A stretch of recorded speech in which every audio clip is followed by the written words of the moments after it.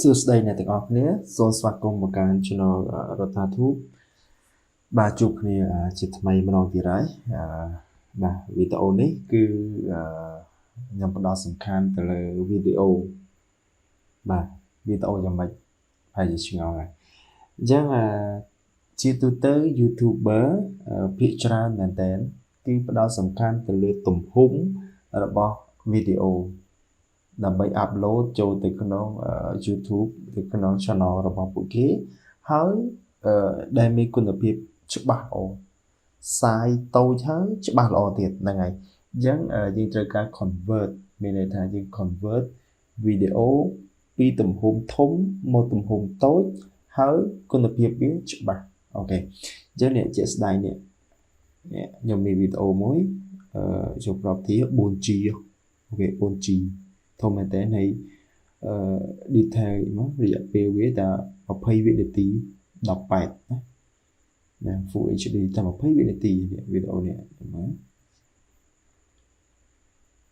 នេះដល់ខ្ញុំតែប៉ុណ្ណា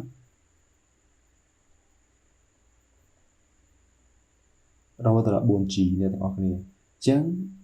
វាធ្ងន់មែនតើវាធំអញ្ចឹងខ្ញុំចង់ convert វាឲ្យមកទំហំទូចហើយច្បាស់ល្អទៀតអូខេអញ្ចឹងអ្នកទាំងអស់គ្នានេះខ្ញុំមានកម្មវិធីមួយមកបង្ហាញអ្នកទាំងអស់គ្នាគឺមានឈ្មោះថា Handbrake ជាទូទៅខ្ញុំប្រើកម្មវិធីហ្នឹងល្អមែនតើអត់បាត់គុណភាពទេវានៅច្បាស់ល្អដដែលអូខេហ្នឹងហើយយើងអ្នកទាំងអស់គ្នាអាច download បានមកបានចូល Google មកហើយពាក្យថា Handbrake ហ្នឹងហើយនេះ Handbrake .fa អូខេចូល website មកអ្នកទាំងអស់គ្នា download មកនេះ free ទេ download វាមក free ណាហ្នឹងហើយ it free អូខេអញ្ចឹងអ្នកទាំងអស់គ្នា download ទៅតែប្រហែលមេហ្នឹងនេះ64 bit ហ្នឹងហើយសម្រាប់64 bit អូខេអញ្ចឹងនេះពេលអ្នកទាំងអស់គ្នាតម្លើងហើយអ្នកទាំងអស់គ្នាបើកវាមក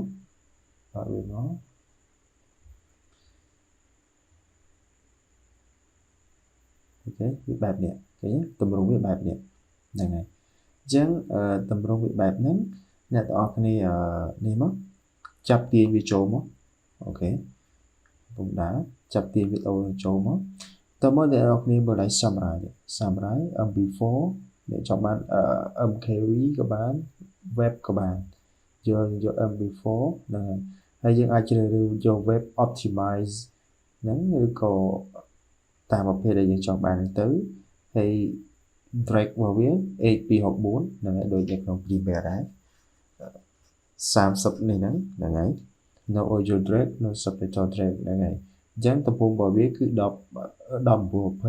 18 straight ហើយនឹង display គឺប៉ុណ្ណឹងមានតែ full HD ដូចគ្នាអូខេនេះគឺទំហំរបស់វាហ្នឹងហើយចំណុចទី2 dimensional នេះគឺយើងជា function របស់វា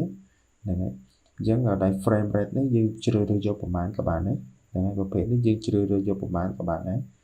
សាច់យើងអ្នកកំណត់ទេហ្នឹងហើយ audio ដូចគ្នា subtitle capture អូខេអញ្ចឹងអត់មានអ្វីដែលត្រូវជ្រើសរើសច្រើនទេហ្នឹងហើយសម្រាប់កម្មវិធី Handbrake នេះអញ្ចឹងតបមកអ្នកនរគ្នាទុកនៅណាអ្នក save as browse មកខ្ញុំទុកនៅលើ desktop ទៅដែរអូខេខ្ញុំដាក់ convert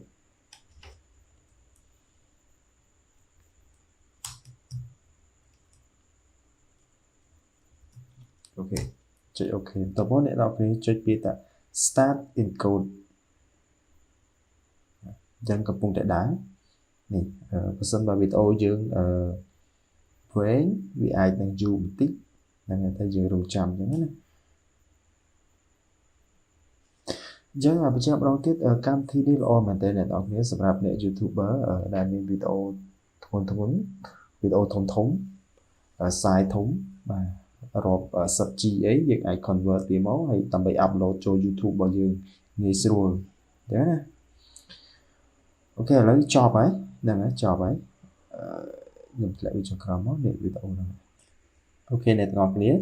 ឡូវយើងមើលយើងបានហើយជា convert ហើយនេះ convert ខ្ញុំដាក់ឈ្មោះថា convert នេះ com នេះone នេះមានតែជា file original យើងមើលមកម្ដងទៀតគឺ 4G.64 ហ្នឹងហើយ 4G ធំមែនតើដល់ពេល convert ហើយយើងទៅមើលជាក់ស្ដែងណា size ជាក់ស្ដែងរបស់គ្នាអូខេតែ190 KB ទេហើយយើងមើលគុណភាពរបស់វានេះយើងមើលណាអូខេច្បាស់បែបហ្នឹងដូចគ្នានេះអត់គ្នាអត់មានខុសគ្នាទេសម្រាប់គុណភាពគឺដូចគ្នាតែម្ដងខ្ញុំហ៊ានធានាពួកខ្ញុំប្រើវាមែនតើហ្នឹងវាសម្រួលការងារខ្ញុំច្រើនណាស់អញ្ចឹង 4G អ្នកទាំងអស់គ្នាធំណាត្រឹម20វិនាទី 4G អញ្ចឹងយើង convert វាមកតែ190 គីឡូល្អមែនតើ